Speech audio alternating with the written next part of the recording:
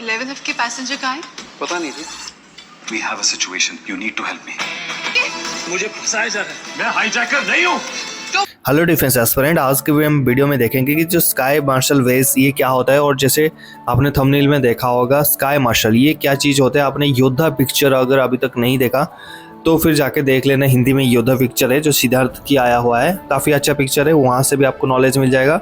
और साथ में अगर आपने नहीं देखा है तो बात अलग है। आज की वीडियो में मैं आपको बता दूंगा कि आप एक स्काई मार्शल कमांडो ये कैसे बन सकते हैं, क्या प्रोसीजर है और क्या चीज़ें इसमें फ़ायदा है, आपको डिटेल वीडियो में मिलेगा। तो वीडियो को एंड तक देखिए। पहले मैं आपको दिखा देता हूँ कि आपने कभी कभी जवानों को देखा होगा, जो मैं इस फिगर में आपको दिखाना चाहूँगा बिल्कुल इंडियन आर्मी के जवान में। लेफ्ट साइड में देखिए जहाँ पर मैंने मार्क किया हुआ है, रेड कलर की मार्क किया हुआ है, ऐसे टाइप की बैच है। यहाँ पर भी देख सकते हैं इस जवान ने पहना है, इस टाइप की बैच में लेफ्ट साइड में उसने पहना है। तो ये क्या है, स्काई मार्शल बैच है। तो स्काई मार्शल बैच क्या होता है, यहाँ पर लिखा है ये काउंटर टेररिस्ट एजेंट है on board a commercial aircraft to counter aircraft hijacking.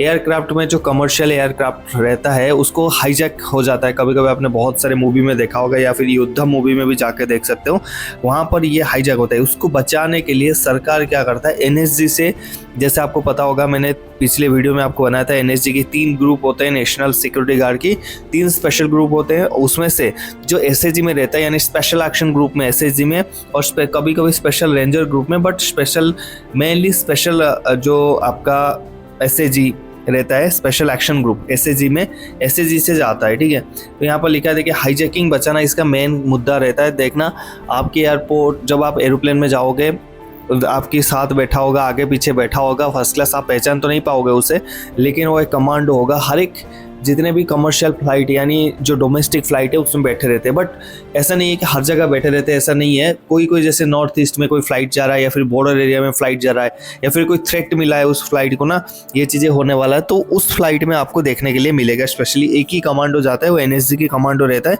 उसके बाद क्या वेपन रहता है, ये वेपन्स रहते हैं जैसे 9mm का पिस्टल रहता है, नाइफ रहता है, छुरा जिसको आप बोलते हैं। उसके बाद कुछ स्प्रे वगैरह रहता है जिसमें बंदा टेम्पोररी बेहोश हो जाता है या फिर टेम्पोररी ब्लाइंड हो जाता है उस चीज़ों को टैकल करने के लिए। क्योंकि वो सिर्फ वहाँ पर लड़ाई करने के लिए नहीं है, क्रू, उसके साथ पायलट, उसके साथ जो जनता बैठे हुए हैं लोग, सारे को बचाने का जवाबदारी भी उसकी है। सिर्फ लड़ने से कोई फ़ायदा नहीं होता। लड़ने से तो अगर इंडियन आर्मी को लड़वा दिया जाए पाकिस्तान आर्मी को तो सारा का सारा 24-48 घंटे में ख़त्म कर लेगा गेम। ठीक है, पाकिस्तान के नामो निशान नहीं रहेगा। बट साथ साथ में इंडिया को भी बचाना है। अगर इंडियन आर्मी पाकिस्तान आर्मी पर अटैक करता है तो पाकिस्तान आर्मी भी हमारे जो सिटी के ऊपर अटैक करेगा, चाहे वो दिल्ली हो, मुंबई हो, उसकी भी जो मासूम लोग हैं, जो सिविलियंस है, वो कहीं ना कहीं इस माहौल से बहुत परेशानी आ जाएगा, उनकी जान चला जाएगा, उनके बच्चों का जान चला जाएगा। इसलिए हम अटैक नहीं करते किसी के ऊपर। ठीक है, ये आपको एडिशनल समझाने के लिए बताया मैंने।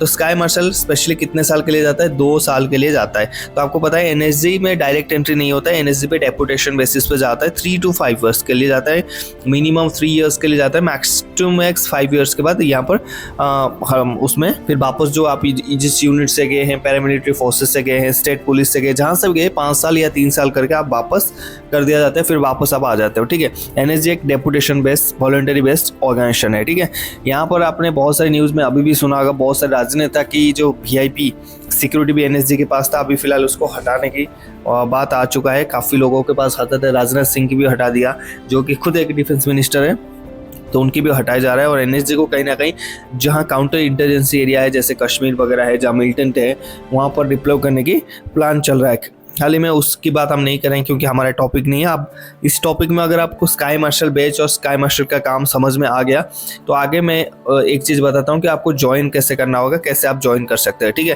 पहले मैं बताना चाहूँगा, अगर आप सोच रहे हो सिर्फ डोमेस्टिक फ्लाइट में ही जाता है यानी इंडिया के अंदर ही कमांडो बैठा रहता है, तो ऐसा नहीं है। ठीक है, पहले होता था लेकिन आजकल इंटरनेशनली भी थ्रेट होता है, क्योंकि कोई कोई फ्लाइट इंडिया से पाकिस्तान देके वहाँ से फिर दूसरे जगह जाता है। तो जब पाकिस्तान के एयर में होता है कहीं ना कहीं वहाँ पर पॉसिबिलिटी रहता है हाईजैकिंग का। ठीक है, तो वहाँ पर क्या है, स्पेशल 2 कमांडोज वहाँ पर नियुक्त किया जाता है, एक ऑफिसर रहता है और एक जवान लेवल पे रहता है। कभी कभी ये चेंज भी हो सकते हैं, सीक्रेट रहता है, ये कहीं क्लियर आपको नहीं बता सकता कि इस फ्लाइट में इतना ऑथराइज है, ऐसा कुछ डाटा नहीं है। सिर्फ ये एक आकलन है जो गूगल पे अवेलेबल है, ठीक है।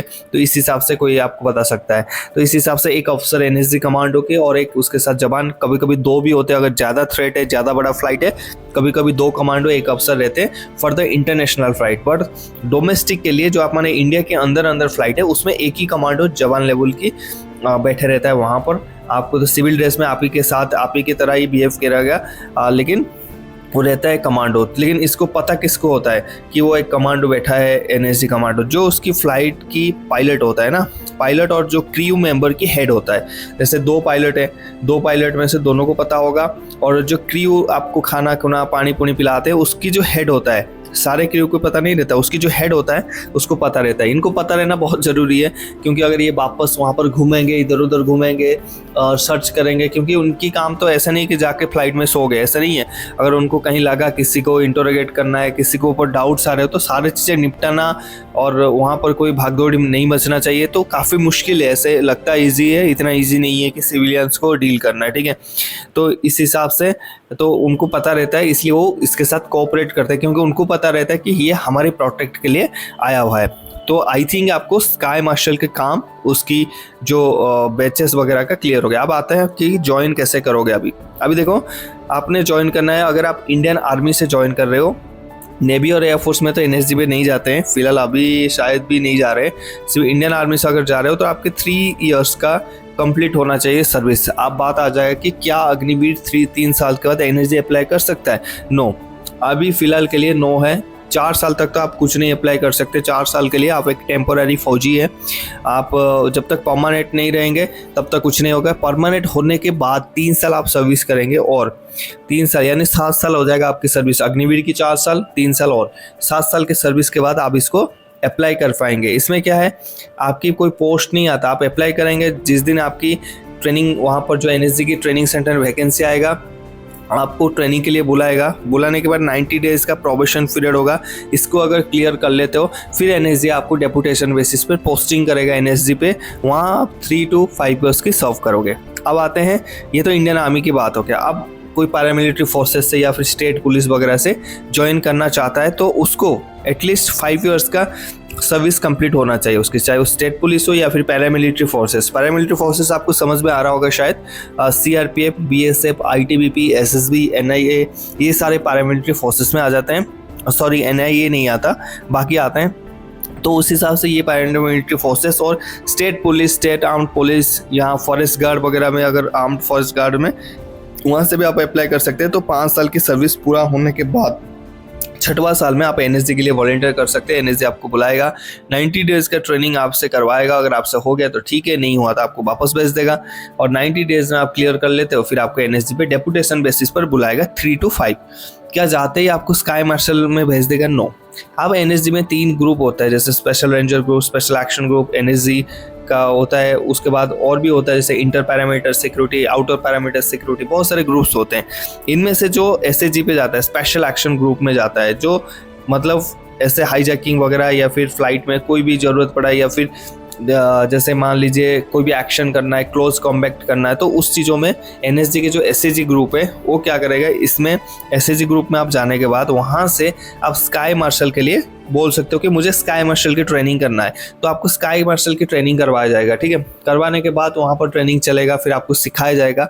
सीखने के बाद फिर आपको पोस्टिंग किया जाएगा। ये नहीं कि आप एनएसजी पे भर्ती हो गए तो स्काई मार्शल चले जाओगे स्काई मार्शल में, नहीं, आप एनएसजी में भर्ती हो गए, एसएजी पे शामिल हो गए, एसएजी से फिर आप करोगे स्काई मार्शल का कोर्स करोगे वहाँ एनएसजी के अंदर रहते हुए, फिर आपको 2 साल के लिए वहाँ पर भेजा जाएगा। और 2 साल ऐसा नहीं है कि डेली फ्लाइट में जा रहे हो आ रहे हो, ऐसा नहीं है। आज गए तो कल नहीं जाओगे, कभी इंटरनेशनल कभी नेशनल, कोई ऐसा नहीं है कि इसी फ्लाइट में आप दिल्ली जाते रहोगे। ठीक है, आप चेंज होते रहोगे। तो उस हिसाब से आपका काम मैंने आपको पहले वीडियो स्टार्टिंग में बता दिया था, to protect the crew, the pilot, the whole civilians and the aircraft also. ठीक है, तो देश को और देश की जनता को आप साफ सुथरा बढ़िया से प्रोटेक्ट करके वापस लाना आपकी काम है। और ये सिर्फ ओनली इंडिया में ओनली एनएसजी कमांडोज करते हैं, national security guard. Joining process भी मैंने बता दिया, गर्ल्स एंड बॉयज़ दोनों एनएसजी पे आप ज्वाइन कर सकते हो। There is no restriction for girls. बहुत लोगों को डाउट रहता है, अग्निवीर ज्वाइन नहीं कर सकता, गर्ल्स ज्वाइन कर सकते हैं, बॉयज़ भी ज्वाइन कर सकते हैं। आपको जो एक्सपीरियंस मैंने बताया इंडियन आर्मी में 3 साल और जो बाकी फोर्सेस में 5 साल, ये सर्विस आपकी पूरा होना चाहिए, ठीक है।